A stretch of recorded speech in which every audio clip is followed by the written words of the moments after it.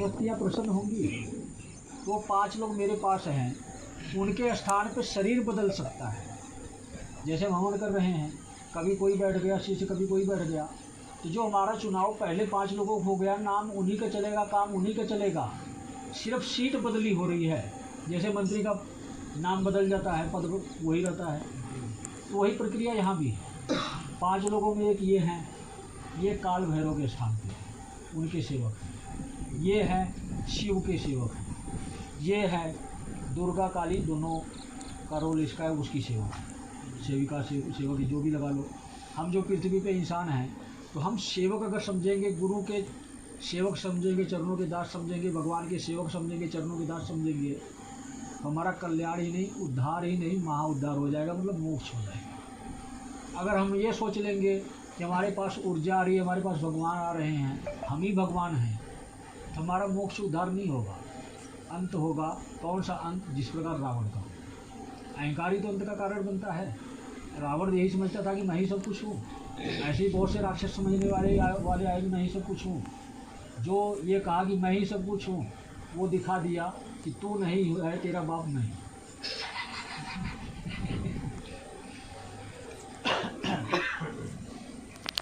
ये हैं महाकाल के यहाँ से, उनके सेवक हैं, ये हमारी टीम से बाहर है।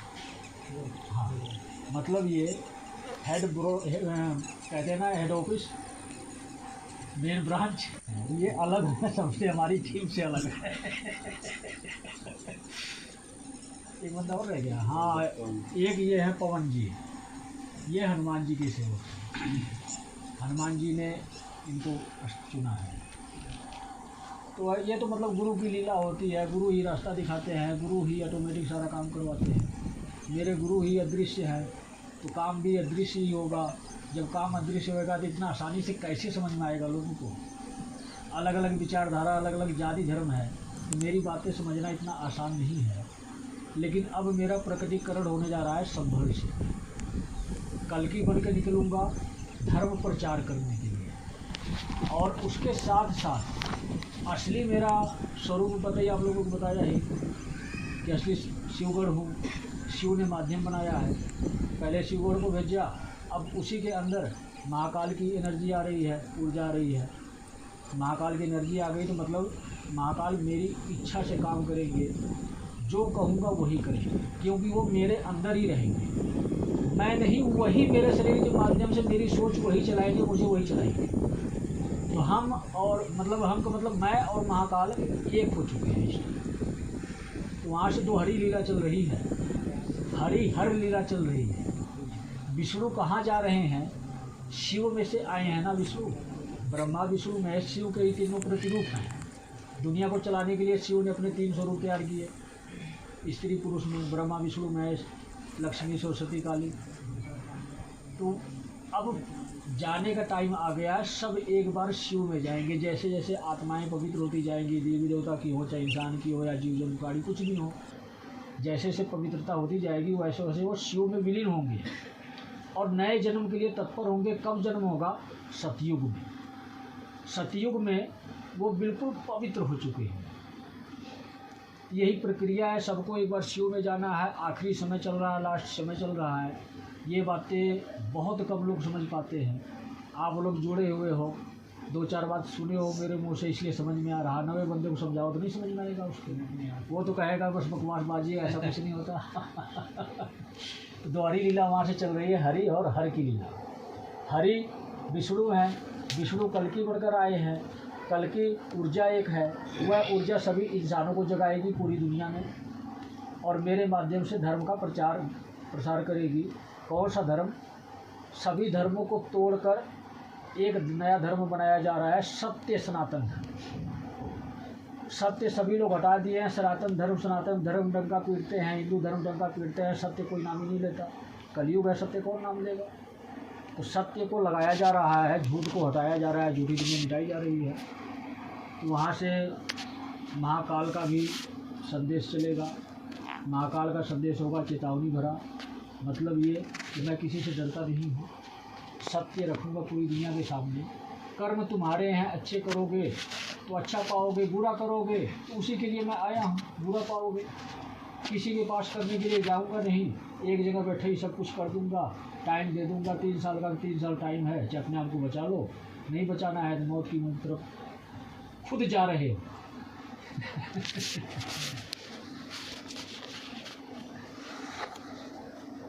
अब शिव और शक्ति की लीला चलेगी, काल पुरुष काल रात्रि की लीला चलेगी, महाकाल महाकाली की लीला चलेगी।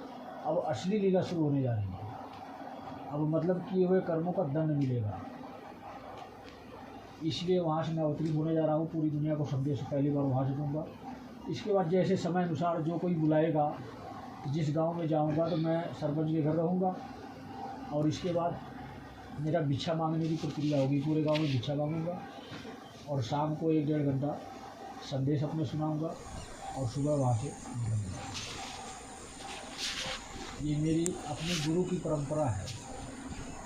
कहते हैं ना, शिव क्या है, सबसे बड़े गुरु हैं। गुरु कौन होते हैं? जो मोह माया का त्याग कर देते हैं। मुझे सारी प्रक्रिया करनी होगी, मुझे कोई शर्म नहीं। मेरे बारे में कौन क्या सोच रहा है, कौन क्या बोल रहा है, मुझे इससे मतलब नहीं है। जिस लिए आया हूँ वो करूँगा। लोगों को बचाने आया हूँ, बचाने के लिए अच्छी बात सुनाऊँगा, और लोगों को मारने के लिए आया हूँ। जो नहीं बात अच्छी सुनेगा तो उसको जो है किसी न किसी बहाने से जाना, यही सच है। कहते हैं ना, कड़वी दवाई होती है, हजम हो जाए तो बीमारी ठीक कर देती है, और नहीं हजम हुई, उल्टी हो गई तो बीमारी बढ़ जाती है। तो कड़वे प्रवचन भी अगर हजम हो गए ना तो समझ लो उद्धार हो गया। अब 5 लोग जो आप लोग हो ना, ये मेरा आदेश नहीं है।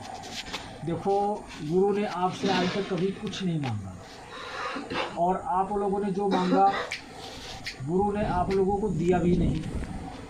कलयुग था, कलयुग के नियम के अनुसार सभी को चलना पड़ता है। जब शिव कलयुग के नियम के अनुसार चल रहे हैं, विवश है, इंसानों को, भक्तों को नहीं बचा सकते। जो पूजा पाठ करता है वो बेचारा गरीब, दुखिया, बीमारी से लाचार, परेशान है। भगवान को मानने वाला, 2 नंबर का काम करने वाला सुखी है। तो जब भगवान नहीं सुन सकते तो जो है धरती पे संत महात्मा पुरुष या कोई देवी देवता हो, वो कैसे सुन लेंगे? गुरु कैसे सुन लेगा? गुरु भी नहीं पूरा कर सकता। जितनी आवश्यकता है उतना करते हैं, कलयुग जितना कहता है मतलब उतना ही करते हैं। ये प्रक्रिया तक चल रही है। लेकिन आज पहली बार वही गुरु सहयोग मांग रहे हैं। किससे मांग रहे हैं? अपने 5 शिष्य से। 5 शिष्य से, मतलब मैं खुद सहयोग मांग रहा हूँ, मेरे पास नहीं है। मेरे गुरु का आदेश है, उनका आदेश है कि 1.25 लाख रुपए 5 लोगों को करना है। ठीक है, जानते हो क्यों करना है? ये मेरी गुरु दक्षिणा है। चाहे अब दो, चाहे जब मर्जी दो, मुझे इससे नहीं मतलब। शिवलिंग स्थापना से पहले चाहिए, जहाँ से मर्जी ला कर दो। अगर तुम्हारे पास नहीं है तो कर्जा पकड़ कर दो, और अगर कर्जा चुकाने के लिए बाद में नहीं है तो मेरे से 2-3 महीने बाद जब मर्जी वापस ले, लेकिन लूँगा। समझ गए ना? मुझे चाहिए, वापस ले लो बाद में। अगर मान लो व्यवस्था नहीं है, कर्जा पकड़ के देते हो तो 2-4 महीने बाद वापस ले लो मुझसे। और ये इसलिए ले रहा हूँ, ये आदेश गुरु का इसलिए है कि नाम क्या मैं गिनती करवाया? हनुमान जी, भैरव जी, शिव जी, महाकाली जी या दुर्गा जी, जो मर्जी समझो, महाकाल जी। एक्स्ट्रा भी तो चलेगा। पता क्या, अच्छे काम करते हैं तो पुरस्कार मिलता है, इनाम मिलता है ना। हम भी अच्छे काम कर रहे हैं तो बाबा पुरस्कार में दे दिए, 1.25 लाख और आएगा तेरे पास। तो जब आ रहा है तो क्यों छोड़े? मेरी बात समझ गए ना? मुझे 1.25 लाख चाहिए शिवलिंग स्थापना से पहले, जहाँ से मर्जी दो, चाहे कर्जा पकड़ दो, चाहे कहीं से भी दो। उसके बाद तुम्हारी जो इच्छा है, श्रद्धा है, तुम अपना उतना छोड़ देना। जो चाहिए वो मैं वापस दे दूंगा, 2-4 महीने के आसपास वापस दे दूँगा। चलो, अभी जरूरत है, देखो काम हमें मिलजुल के चलना होगा, करना होगा। जब हमारा चुनाव हुआ है, जब 5 धाम यात्रा का सिस्टम बनाया जा रहा है। कलयुग में 4 धाम यात्रा सुने होंगे आप लोग ना, 4 धाम यात्रा होती है, और एक और कलयुग 4था युग है। अब युग कौन सा आ रहा है? 5वां शिव युग। इसके बाद शुरू होगा सतयुग। पंच तत्व से शरीर बना है ना, और पंच तत्व से ही सब कुछ शुरू होता है, पंच तत्व से यही सब कुछ समाप्त होता है, यही लास्ट है। इंसान की हाइट भी कितनी आ गई है? 5 फुट, 5, सवा 5, 5.5, यही है। इक्का दुक्का कोई होगा 6, 6.5, 2-3%। इससे कम होना शुरू हो गया, लेकिन इससे ऊपर बहुत कम मिलेंगे। कोई चमत्कारी माना जाएगा तो मिल गया तो ये भी लास्ट ही चल रहा। तो 5 लोगों का चुनाव हुआ है, 5 योद्धा आए हैं, सर्वश्रेष्ठ योद्धा है, विकराल योद्धा आए हैं, 5 शिष्य हैं, 5 धाम यात्रा की प्रक्रिया शुरू की जा रही है। पहला धाम मैं बढ़ाने जा रहा हूँ, शिव धाम, जो संभल नगरी है, शिव की नगरी है, वो शिव धाम है सही मायने में। जब सतयुग के का पहला शिवलिंग वहीं विराजमान हुआ था, तो पूरी दुनिया का कंट्रोल वहीं से होगा। वो धाम बनाने जा रहा हूँ। 2028 में वहाँ विशाल मंदिर बनना शुरू हो जाएगा, जैसे अयोध्या का मंदिर है राम मंदिर, वैसे उसी प्रकार ये 5 जगह मंदिर बनेंगे। एक पानीपत बनेगा, और एक झज्जर बनेगा, और एक शाहजहाँपुर बनेगा इनके यहाँ, एक बन ही रहा है वहाँ मुरादाबाद संभल में, 5वां एक गुरु का है ही यहाँ पर। ये 5 धाम यात्रा का महत्व होगा अगले युग में। 31 के बाद यात्रा शुरू हो जाएगी ये 5 धाम यात्रा, और उससे पहले 5 धाम मुझे तैयार कर देंगे। जल प्रलय आएगी तो मेरे हाथ में है, जिधर मैं हाथ फेर दूंगा उधर कोई पानी चल पड़ेगा। वो तो जब समय आएगा तो सबको जो है संदेश पहुंचा दिया जाएगा कि अपना ठिकाना छोड़ के या सेना छोड़कर इस एरिया में चले जाओ। ज़मीन सारी खाली पड़ी रहेगी, ना तो रजिस्ट्री की जरूरत है, ना किसी चीज़ की जरूरत है, कागज़ वो सब कुछ ख़त्म कर दूंगा उस टाइम, जो जितनी मर्जी जगह ले। सच है ये। 2028 के बाद ना, मैं कह रहा हूँ पैसे की कोई वैल्यू नहीं रहेगी, जितनी इच्छा होगी जब जगह लेकर रहो। अभी तो हाई मची है ना। 2028 के बाद जो है समझ लो कि बहुत थोड़े बंदे बचेंगे, वो भी तो पाप हो जाएगा। 60% लोग 2028 तक निमड़ लेंगे। और नेट आज मैं बता देता हूँ कि 33% लोग पूरी दुनिया स्तर पे बचेंगे। 33% में 13% बाहर के देश के लोग बचेंगे, बाकी भारत। जो सुने होंगे कि भारत पे 13 मुस्लिम देश मिल के हमला करेंगे ना, वो यही संकेत है। 13% पूरे विश्व में बचेंगे भारत को छोड़कर, बाकी भारत में बचेंगे। 33% लोग टोटल रहेंगे। अब हिसाब लगा लो कितनी मौतें होनी है।